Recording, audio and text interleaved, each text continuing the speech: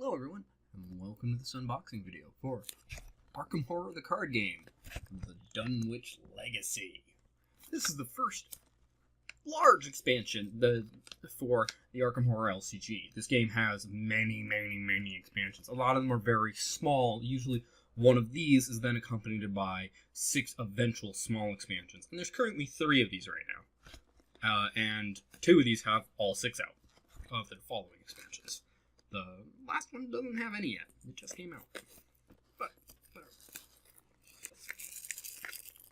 So, these start off, to my knowledge, new story arcs and stuff like that. You've got what I assume is the Dunwich Horror, because it's very similar to the miniature from Mansions of Madness. I'm pointing that way because it's out there. Let's see here. This is also a lot smaller than their usual small expansion boxes, as their core box, the core game box, was the size of a major expansion. So, first, we've got a pack of cards, which, this is a card game, that's not surprising. Another pack of cards.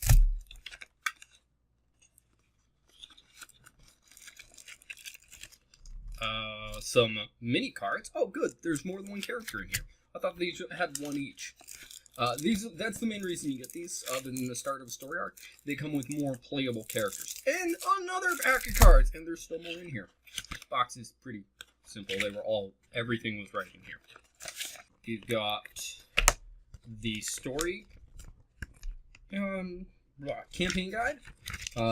Not really too happy with the condition this came out in. Don't know if you can see it, but this is kind of like it. There, you can see that angle real well. This is all kind of forced. Comes with the usual standard setup rules. Expansion icon is a giant barn. The Dunwich Horror Legacy, Dunwich is like a farm country. And some usual artwork.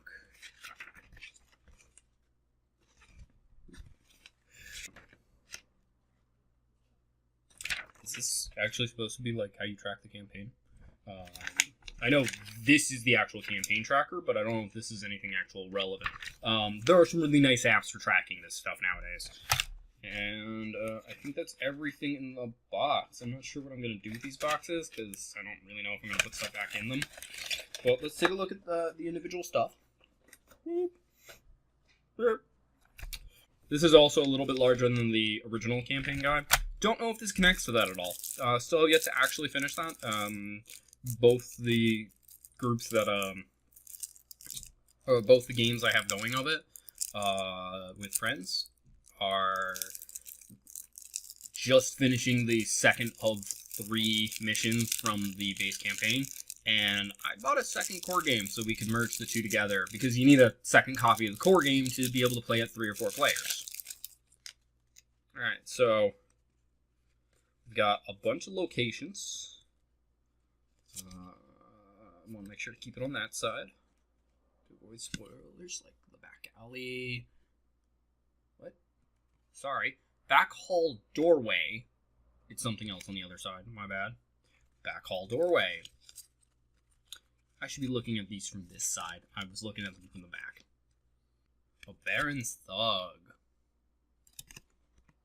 Honestly, it looks like a bunch of mobster stuff. Card called Hunt It Down. Push to Beyond. Again, if people want me to go over these in details, I might anyway, but please, even then, go ahead and ask for a detailed video. Still don't know how I'll go over a format with this that won't feel too redundant. Here's what I was really looking forward to.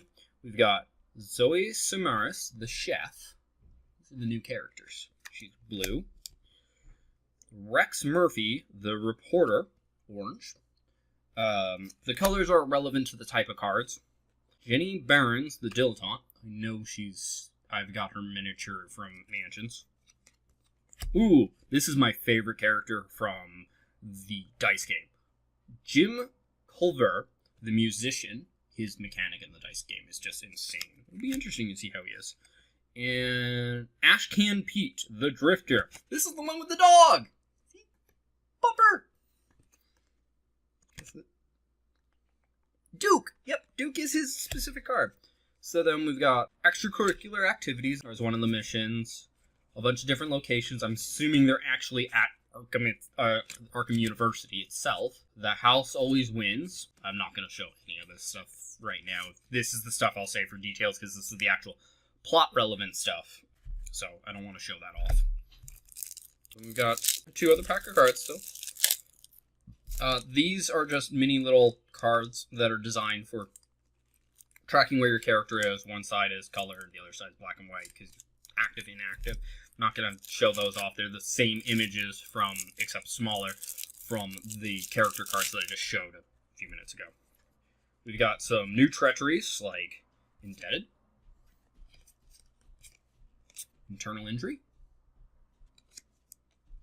She looks like she's just been shot or stabbed. Chronophobia. Huh, interesting. Some of the unique cards to the characters. The Experiments. My chin is my mouth. And then more bad stuff. Ooh, the Thrall from also seen in the first expansion, 2 Mansions of Madness, after 2nd edition came out. Whippoorwill. Ear for Death. Just a murder of birds. Crows, I think. Like the tree is just full of them. Cursed Luck. Twist of Fate. Ooh, that's a broken key and lock. And considering the time place this takes. Yeah. Alright. Again, I'll show more of this off in details if people want me to. Not just the art, but mechanics, which is what I try to cover more. And then for our last one, we have new cards for the characters. Let's see here. Any quick art. Search for the Truth. That's got some really nice art to it. Yes, this is also the... Okay, this is also... Hey, there's Duke! Bork, bork! Huh. There's actually a lot of new cards in here. Mixture of single level and Peter Sylvester. Looks like an old football player. Not like he's old, but old-timey artwork. Or not artwork, gear. Alright, that seems to be everything for the expansion. So, stack cards, mini cards, and new campaign guide. No separate rule book. I'm assuming any extra rules are in here. In fact, there's literally additional rule and clarification right here where my thumb is. If I tap, I'm going to drop it. The Miskatonic Museum. It's got a monster carrying it away. This is actually also used in, I believe, one of the Mansions of Madness covers or something like that. Ugh, how does this open? I can swear it. Sorry, while going through these and pulling them out, because we actually have a bunch of them already. I thought they were already partially open. And then you just needed to pop them. Oh, they are. It's just being annoying.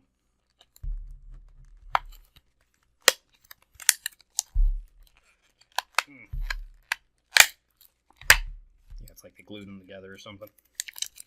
Oh, no, there's just a really awkward piece of tape here. Alright, so, deck of cards. Is this rules? No, but the rules are in here, I think. So, sheet of rules all folded up to fit in. This is probably all the scenario stuff and everything. Got some artwork here. Yep, this is scenario 2, as opposed to 1A and 1B. And the cards themselves... Ooh, not all of these are level up cards. Some of them are just standard. We've got Emergency Aid. Just kind of grueling. Brother Xavier. Some orange cards like Pathfinder. I've got a plan. That's a makeshift. Like, that's a Home Alone level trap. Contraband. Adaptable. Delve Too Deep. Something's gonna eat him. Song of the Dead. It's just a book. Oops. Fire Extinguisher. Ooh, there's another set of red cards. Flare. Some neutral cards, I think. Smoking Pipe. Painkillers.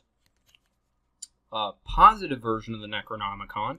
The Necronomicon is normally, before this, I've seen only the character-specific negative for the yellow-orange character of the core game.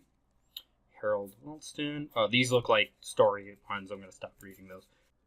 Events, or treacheries to be precise, and then the Miskatonic Museum itself, and then a bunch of locations. So, that's all. On to the next pack.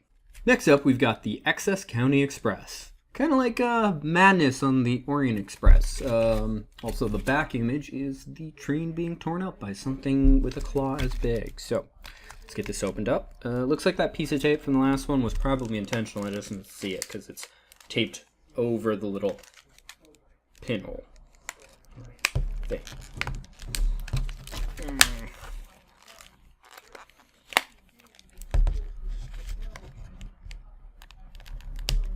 There we go.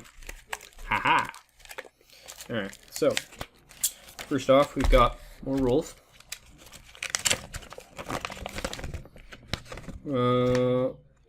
Location placement is very interesting on this one. The image on the back is somebody being scared. Also, I noticed while going through the actual rules, I'm not going to get up close because I don't want you guys to be able to read this part, but this is a standalone chaos token set for if you want to play just one of these missions. So if you like these or the sound of one of these, you can get it without having to get the whole expansion. Ooh, wow, there's some flat out negative something. I'm not reading it in detail right now, based on difficulty. So, another pack of cards, starting with that same train image. Sorry, the glare probably isn't too good, but I can change that in a second. Although that's the revealed side, so let's not show that side again. Alright, so we've got 2 new blue cards again, with 2 copies of each. A Bandolier. And then Stand Together.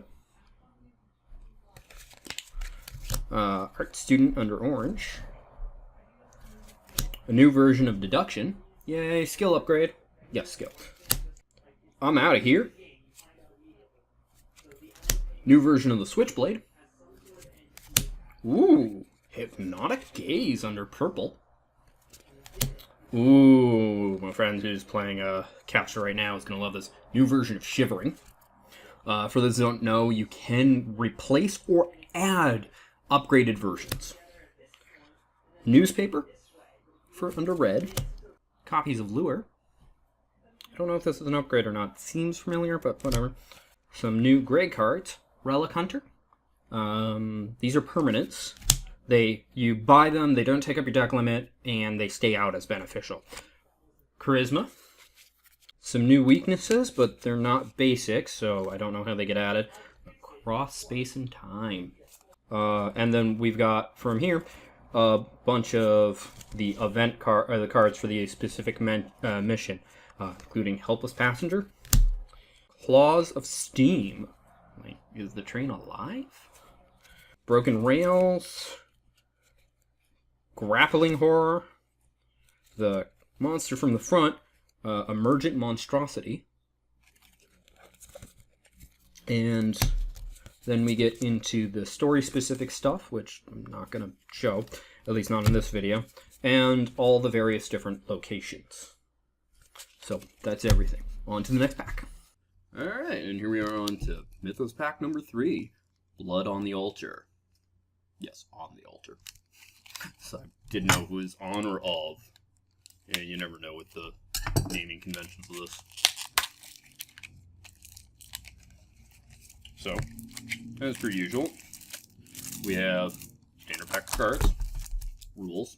Seem a little bit thicker than the previous ones in this set. Yep, it is.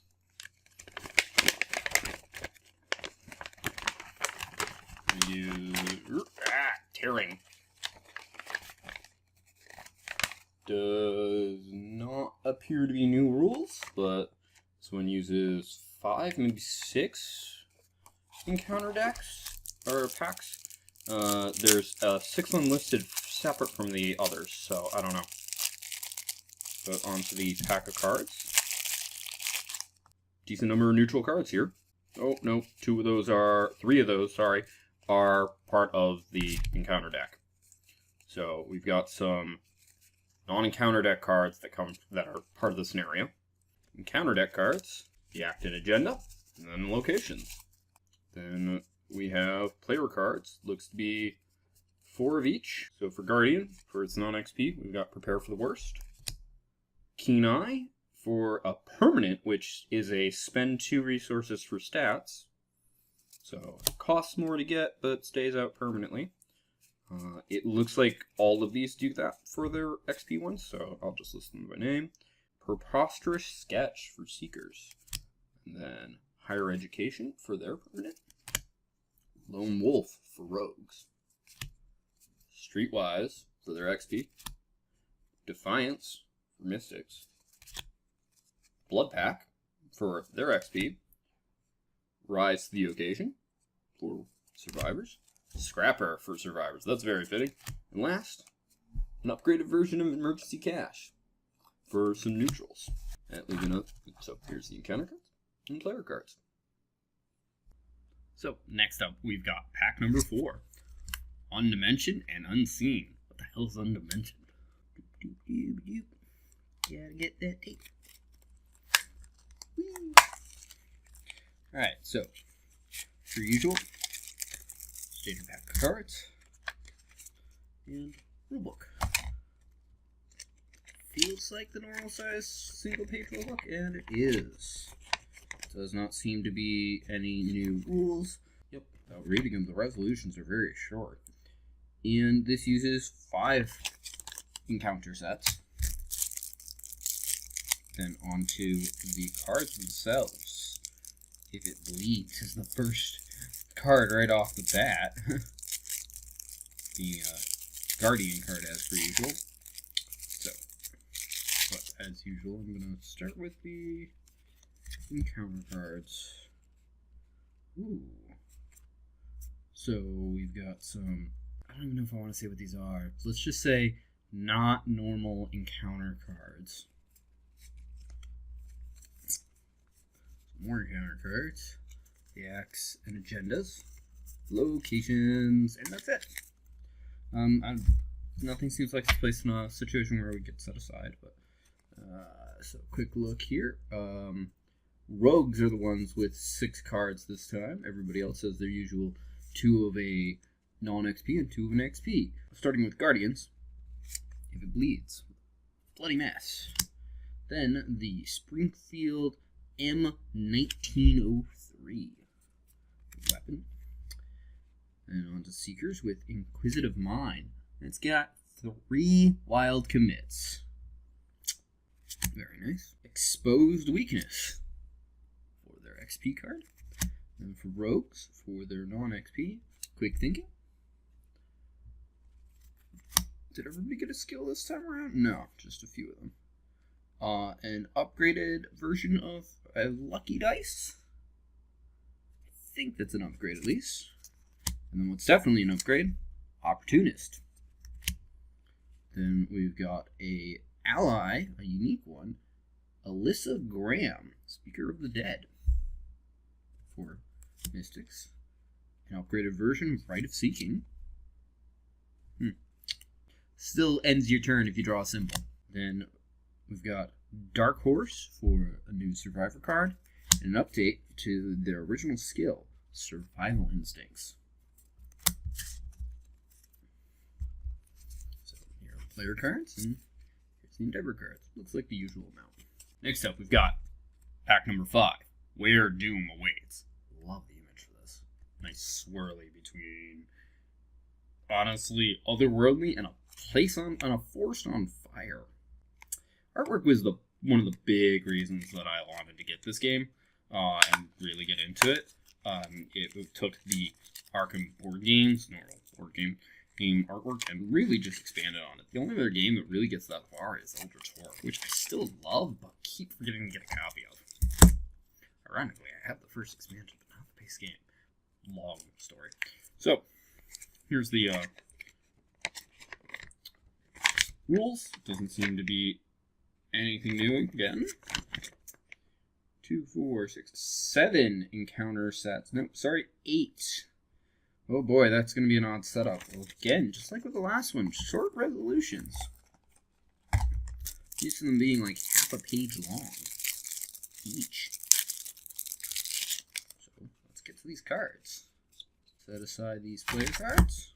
We got the encounter deck cards, standard card, and agenda, and a bunch of locations with a lot of the same on the front. 4 copies of 2 different locations on the front. So a lot of let's find the right thing. So with a quick look, 2, 4, 6. Seekers are the one with 6 cards this time, I think. Nope.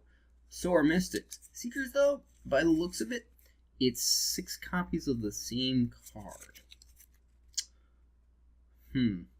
So, starting off with Guardians and their non-XP card, we've got Leadership, the skill. Then we've got what's actually part of the packaging in terms of imagery. I've had worse. Then comes Seeker's 6 of the same card.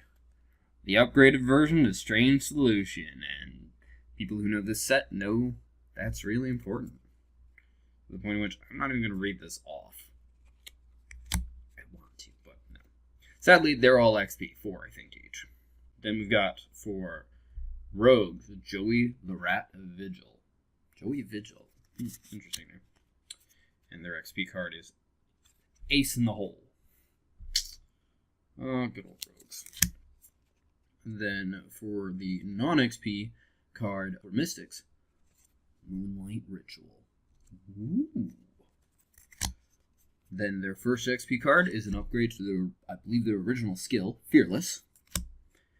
And what appears to be a brand new card, a unique accessory of Jewel of Borealis? Not too sure about that. Then we have, I know this is not the only time I've seen this, but I think the other one's an upgrade from a later set. A Chance Encounter for Survivors. And then their XP card for this pack is Stroke of Luck. And then we've got 4 neutral cards. One of which being a clothing called Fine Clothes, which does cost no XP. And their XP card, A Moment of Respite. Usual sizes. Actually, no. They look about the same. They're close to the same this time for player cards and encounter cards.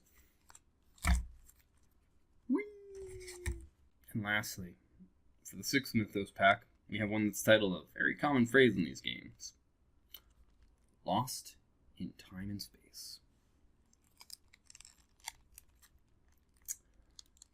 Bringing us to the end of the Dunwich Legacy.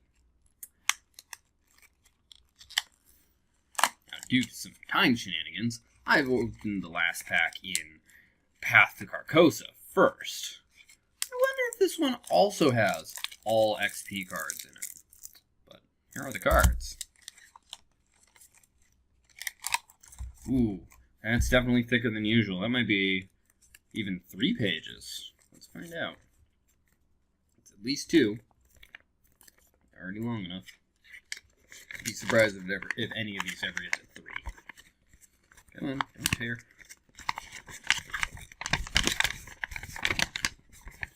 Again, I do have a problem with these, especially these ones that are multiple pages. These are taller than the core box is. Like, wide? Oh, Lost in Time and Space. I think whatever the weakness is from the Excess Express is the image of that. It does not appear to be new rules. Uses 5 encounters and just a long, and there we go, the normal length of resolutions. Not reading those, both not to spoil it for you or for me, because I'm still playing through this. Well, on to the cards.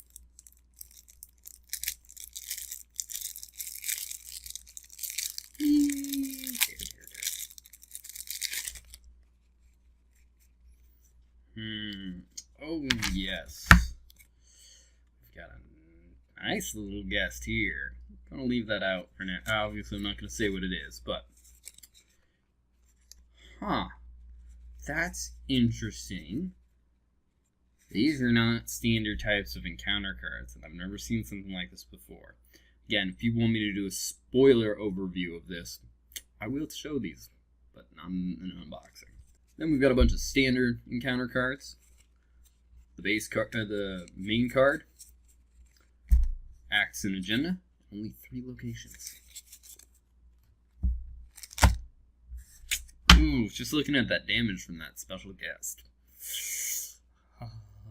My brain melts just looking at that. Okay, regardless. So, here are the player cards, and with a quick fan and look, they look to be all XP cards, like I thought they'd be.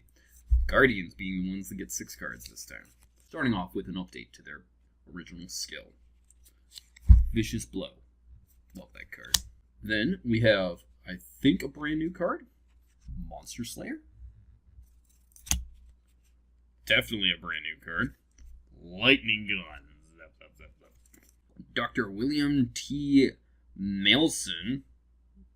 Honestly, looks a bit like the actor who plays Ted Mosby. We're clearly on the Seekers. Decipher Reality being their other card. Ooh! Finally a Tommy gun for Rogues. Chicago Typewriter. Sorry, the time period of the game just screams, where's a Tommy gun? Gold Pocket Watch for their other card. Interesting. Ooh, an even higher version of Shriveling. An upgraded version of Ward Protection. I'm going to butcher the name of this character, but an upgraded version of Aquana. One of the early XP cards / early allies for survivors. Then we have Try and Try Again. And lastly, we have a different kind of special guest. The Red Glove Man for a neutral card. And it's a fast ally. Wow. Oh, for those that have played the Lord of the Rings LCG, he is basically Gandalf. You put him in play, he makes it awesome, and then he goes away. Not at the end of the phase, but before your next turn. Alright. So, player cards, encounter cards. Not like the last pack, where it was almost the same size. But that seems to be everything, folks, for all of the Dunwich Legacy. I hope you enjoyed this video. If you did, feel free to press the like button. If you think somebody else will enjoy this, please share this video. If you didn't like this video, go ahead and press the dislike button. I won't mind, but please try to leave a constructive comment as to why. Also, if you want to comment in general, feel free to, such as asking for these cards in details, my thoughts on them, or the setting in general. Or if you want to see other games from the setting. I can do more Mansions of Madness, and I can always try getting some of the others. And if you want to see more like this, be it more of my unboxing videos, my board game overview videos, or my board game reviews, feel free to subscribe to this channel. Thank you for watching and have a wonderful day. Bye-bye.